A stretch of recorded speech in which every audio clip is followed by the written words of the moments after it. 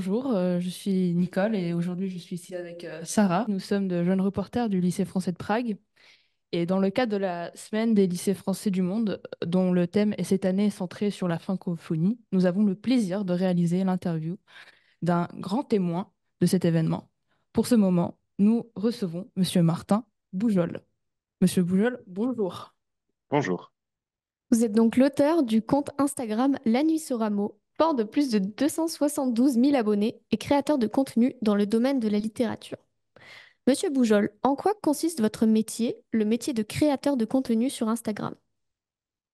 Alors, le métier de créateur de contenu, il est assez explicite au final, c'est de créer du contenu. Et dans mon cadre spécifique, c'est de plus parler un peu de la littérature en général, que ce soit de livres spécifiques ou de mouvements littéraires, d'auteurs ou de conseils aussi pour comment lire plus de livres, comment trouver le temps de le faire, comment choisir ses livres. C'est assez large. Et dans le métier, ben, ça consiste en, première chose, c'est de trouver des idées de vidéos. Ensuite, il s'agit de les écrire, de les tourner, de les monter. Ça, c'est pour la partie création. Et de l'autre côté, pour gagner de l'argent, parce que c'est important dans un métier quand même, il s'agit de trouver des clients qui sont voilà, intéressés par le fait que je réalise des vidéos pour eux aussi. Et ça passe beaucoup à travers les maisons d'édition jusqu'à maintenant. Mais j'ai aussi pas mal travaillé avec des théâtres, avec des musées et avec d'autres clients un peu. Des fois, ça peut vraiment être assez variable.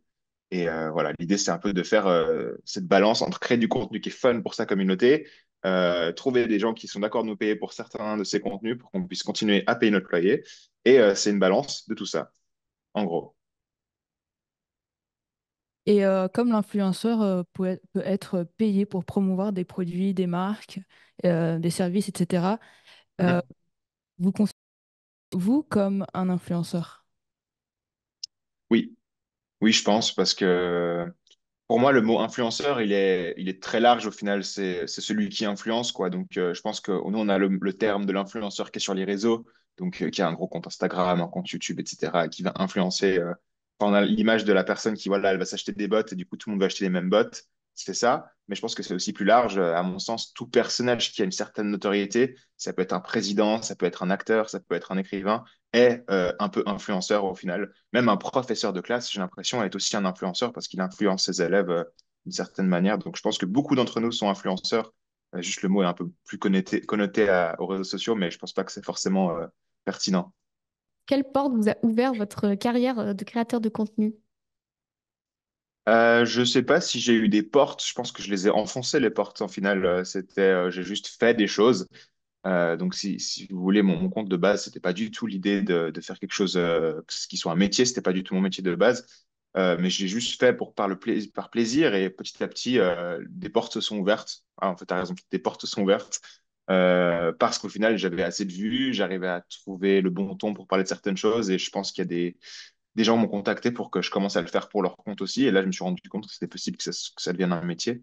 Mais je pense que les portes, au final, on les ouvre nous-mêmes en faisant des choses, en tentant des choses. Des fois, c'est des ratés totales et ça ouvre aucune porte. Des fois, on fait quelque chose sans se rendre compte, ça ouvre une porte, ça montre une voie, ça... Voilà, les portes se sont ouvertes un peu toutes seules au final. Et vous créez des contenus en français pour des francophones. Donc, quelle place occupe la francophonie et que représente-t-elle dans votre vie? Ben, je pense qu'elle a. Alors, c'est une question, je n'y ai jamais réfléchi, je t'avoue, de qu'est-ce que représente la francophonie dans ma vie. Mais je pense qu'elle est assez importante parce que ben, déjà, le français, c'est ma langue maternelle, donc j'ai toujours réfléchi en français de base. Et ensuite, ben, la francophonie, c'est toute mon audience, si tu veux. Parce que, ben, au final, c'est à la francophonie que je parle. Mes vidéos sont en français et s'adressent à toutes les personnes qui savent lire en français ou qui ont envie de lire en français. Et c'est vrai que je vois dans mes abonnés qu'on n'a pas que la France, on a aussi la Suisse, la Belgique, on a toute une partie du Maghreb, plein d'îles différentes. Il y a aussi plein de gens qui sont émigrés dans plein de pays différents, aux États-Unis, euh, en Afrique en général, même en Asie. Enfin, il y a plein de gens qui me suivent et je pense que ouais, je pense que la francophonie, c'est mon audience en général, pour Et faire quel, une réponse courte. Non, et t'inquiète. quel auteur, selon vous, représente le mieux la francophonie? Quel quoi, pardon? Quel auteur, selon vous, représente le mieux la francophonie? Hmm, c'est une bonne question, ça. Je pense pas qu'il y en a un qui représente la francophonie majoritairement. Je pense que tous les auteurs, tous les voix, toutes les voix et tous leurs lecteurs, c'est ça qui représente la francophonie. Je pense pas qu'il y a un champion de la francophonie générale. Peut-être que ce serait l'auteur avec la meilleure grammaire, mais je ne l'ai pas encore identifié. La littérature est votre passion. Quel livre ou genre de livre auriez-vous voulu écrire? Tous les livres, je pense, qui déjà, c'est les livres que je vais peut-être écrire, hein. J'ai toujours espoir, je suis encore assez jeune pour changer ça. Mais les livres que j'aimerais écrire, c'est les livres qui te donnent du courage un petit peu.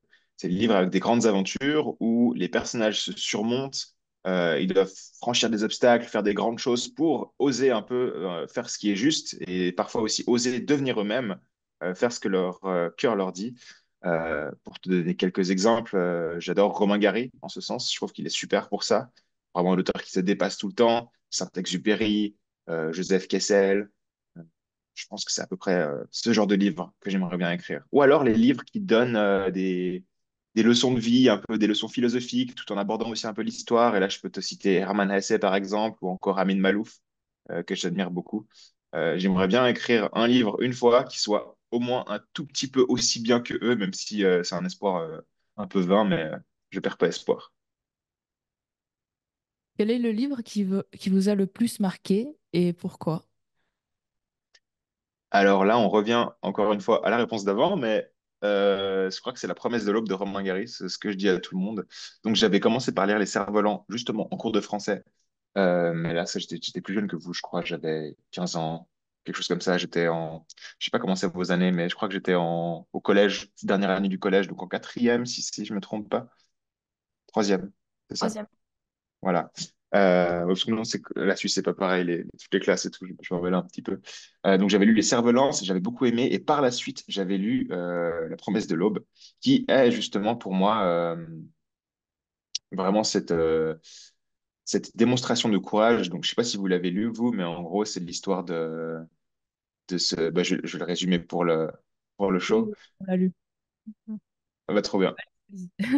Bah, pour moi, c'est vraiment, voilà, c'est un livre c'est cette maman qui a ses rêves pour son fils et lui qui va tout faire pour les assouvir, pour devenir tout ce qu'elle espérait de lui, à la fois héros de guerre, écrivain, ambassadeur. Le gars, il va juste tout faire. Il va sortir avec les belles stars du cinéma de l'époque. Enfin, pour moi, c'est juste une machine. Et en plus, il va écrire ça d'une manière absolument magnifique, avec plein de phrases superbes.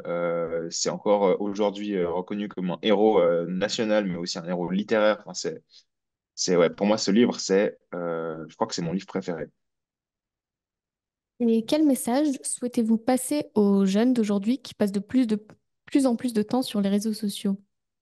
Hum, Bah déjà, vous pouvez rester sur les réseaux parce que j'y suis aussi. Donc, comme ça, vous allez voir mes vidéos, c'est très bien. En fait, j'ai fait un espèce de petit coup un peu tricky comme ça, où je suis allé là où ils étaient. Mais ce que je leur dirais, je pense que c'est toujours très important de lire, c'est parce qu'en fait, c'est vrai que sur les réseaux, ce dont on se rend pas forcément compte au début, c'est que on va avoir du contenu qui est fait pour nous.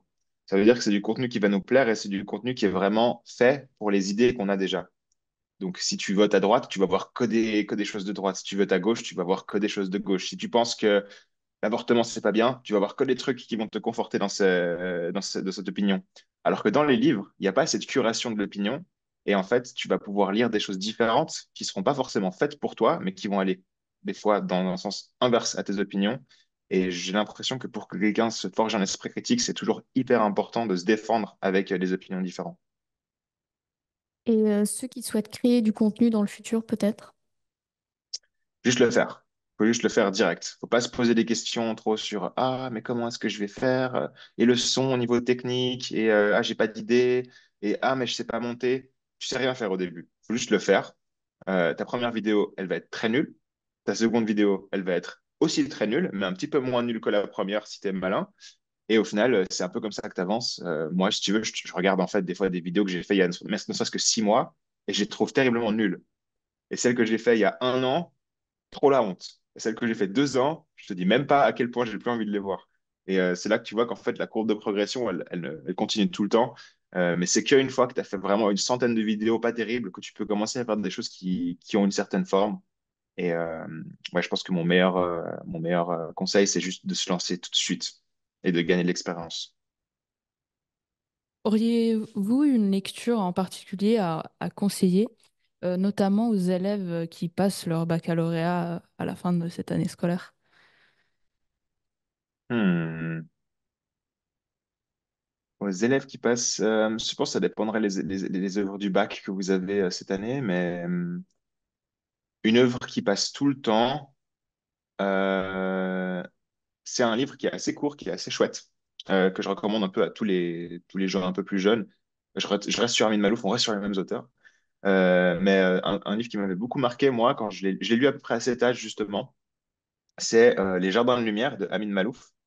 Et c'est l'histoire du prophète Mani, qui était un prophète en Orient. Je ne sais pas si vous avez déjà entendu parler, on connaît surtout le mot manichéen maintenant, qui veut dire, je ne sais pas si vous connaissez ce mot, en gros, quand tu dis quelque chose de manichéen, c'est que c'est soit méchant ou gentil, noir ou blanc, c'est que c'est quelque chose qui est très contrasté, il y a deux oppositions. Et ce qui est intéressant, c'est que c'était pas, justement pas du tout la doctrine de ce prophète. Il disait au contraire que chacun avait sa part d'ombre et de lumière, que chaque chose avait sa part d'ombre et de lumière et qu'il faut jamais trop juger, enfin, juger les choses trop vite parce que on est tous noir et blanc. On est tous ombre et lumière. Et c'est pas parce que tu as des bouts un peu de toi qui sont moins bons que tout est à jeter. Et pareil pour tout le monde et pareil pour toutes les choses sur cette terre au final. Donc ça, c'était un livre magnifique et en plus, super bien écrit, une histoire qui est super entraînante. Et en plus, tu apprends des choses comme ça, un peu philosophiques. Donc ça, c'est ouais, un bon livre à lire à ce moment, je pense. Donc, Monsieur Boujol, notre interview touche maintenant à sa fin. Merci beaucoup d'avoir pris le temps de répondre à toutes nos questions. Nous rappelons encore une fois le nom de votre compte Instagram, La Nuit sur Rameau. Chers auditeurs, chères auditrices, merci de nous avoir écoutés. C'était Nicole et Sarah du lycée français de Prague pour l'interview Grand témoin de la semaine des lycées français du monde. Merci beaucoup d'être venu. Euh, j'ai trouvé ça très intéressant et c'était très agréable de vous interviewer. Merci beaucoup. Merci à vous deux, c'était un super travail. Très bonne question.